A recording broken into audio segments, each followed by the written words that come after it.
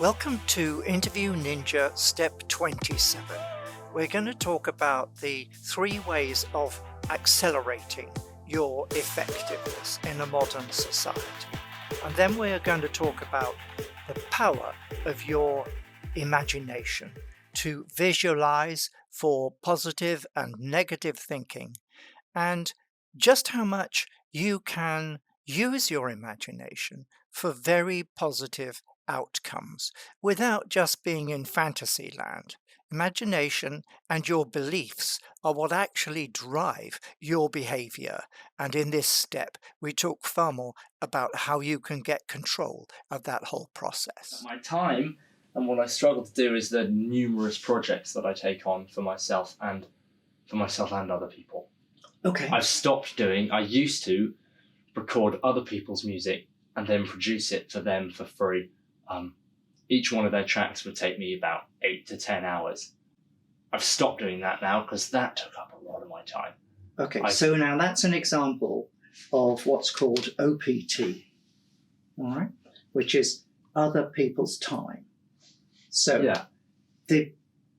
There's 3 ways you can accelerate your path through life and achieve more.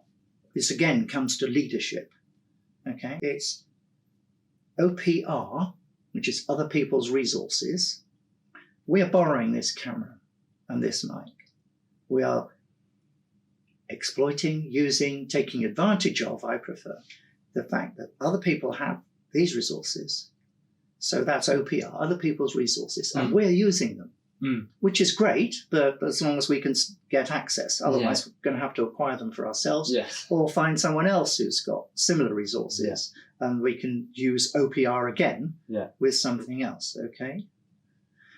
The one you just talked about was OPT, other people's time. Now, the people who asked you to produce their music, they are using your time. Yes. They're getting what they want by using another person's time. And normally, when you use other people's time, you pay them for it. That's the model of the world that we live in. Now, going back again, classically, or even more recently, the whole society functioned more on favours and kind of a sense of owing something. Yeah, I didn't. But I took a risk and I recorded this dude's songs, and I did them to a standard that he was like, I like that. Here's my brother's number because he needs someone to record his songs. And his brother came and I did that. And that was great because that got my name out there loads.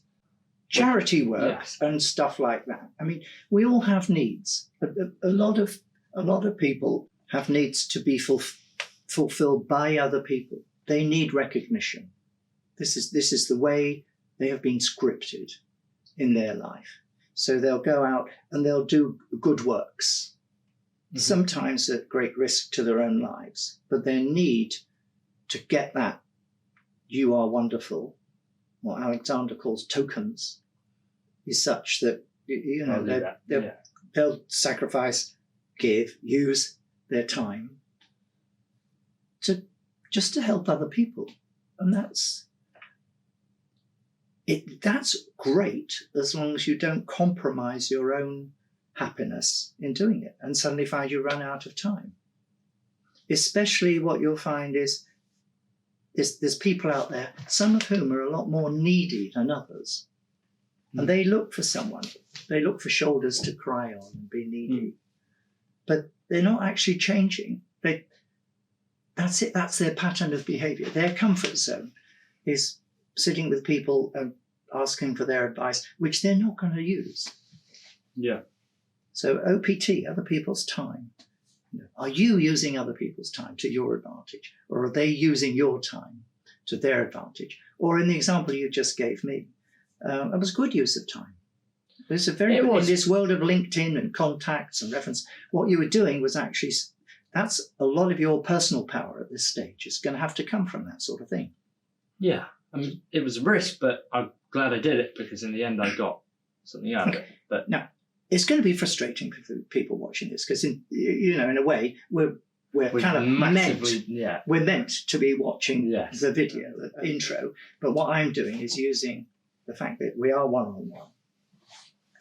which teachers can't do because they have a class, they've got to teach you, the 6 capitals in Europe or whatever, So we can do it. Shall we crack on with this then? Yes. Let me just stop and start and just check the battery. Right.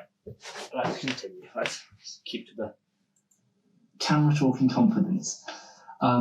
We've already been through some of the stuff on the eye contact. Today. Okay. Just watch your eye contact as we do this. Agenda. Lots of Louis Tice stuff, personal identity things, and a lot of talking about how to feel more self-confident.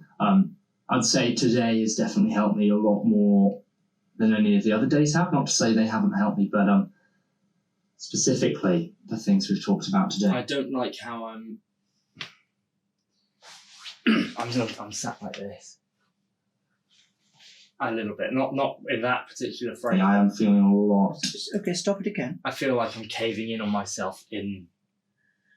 Okay, I didn't notice that particularly. What I noticed was your very good gestures, and that when you say I feel, this gesture means I am taking it from my soul, my heart, my being, and I'm moving it from here out to there. It's a very, very good natural gesture to sort of express to someone how you feel. Yeah. I'm feeling like I've taken a lot more information from it that I can actually go and use. There's the word feel in there again. Okay? Mm-hmm. So you're mixing nicely think and feel. A skilled listener will be looking at that balance between think and feel. Because it'll help me as a coach see if there's a problem in terms of too much feeling and not enough thinking, or too much thinking and not enough feeling. So this is all good. Straight away, which is nice. You can't really think about everything. So now stop it again. You're not talking to the camera. You're not presenting to the camera. You're presenting to this piece of paper, or that cup of coffee, or my glasses, or whatever.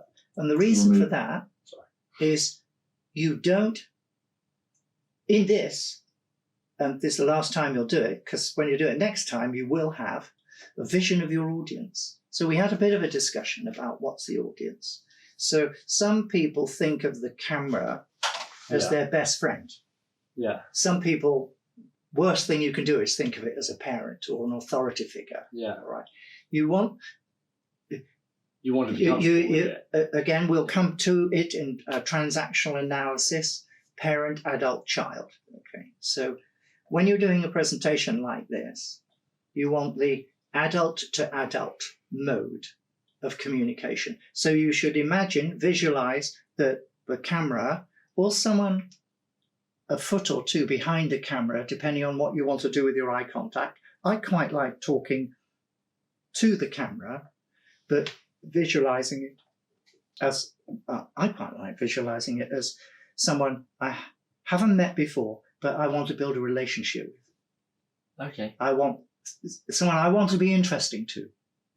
Okay. And I want to be interesting to them, and I want them to be interesting to me. So that's the engaging bit. So if you're talking to someone that you want to engage with, you won't look away and you won't look at your paper. Your natural mode is kind of like, imagine you meet someone for a cup of coffee that you haven't met before. Yeah. Well, it can be engaged. It's interesting. It's not almost, It's not what I've mentioned once of like chatting people up or anything like that. That'll spoil it. All right. It's you've met someone, you've had an introduction. You talked about a guy's brother. Yeah. And he's good at music. So you could imagine it's him or her or whatever that you're talking to, and he's interested in you as a person. Mm. Yeah, because you don't have anyone to bounce off in conversation with. I find it more difficult to. It's only me talking. I have to bounce off myself. Well, that has to come from within, and you have to imagine that you are actually talking to someone. Mm. And imagine they're nodding. Like I am. Yeah. Okay. We will be able to get onto Google for this, won't we? Yes. Yeah. Okay. Do watch on. Yes, please. With information from it and go and use it, you've got to slowly learn and all of that stuff. But Yeah, I'm looking away again. Well, you're looking at this piece of paper all the time. Yeah. Excuse me. it was good. I've learned a lot. I'm kind of disappointed that we're about. Now you're looking up at the sky. It's because I can't quite make eye contact with it. Well, exactly. But also, once you get to read people, once you get to know how to read body language, you are visualizing there. This is your imagination side of your mind. You're visualizing. People usually visualize in either a different place or a different time. So again, as an observer. So right now I'm somewhere else almost. Is it a different place or is it a different time? Now, as a coach, it's important to analyze, does a person project themselves to be somewhere else or are they thinking about a future time? Yeah. And how far away is that time?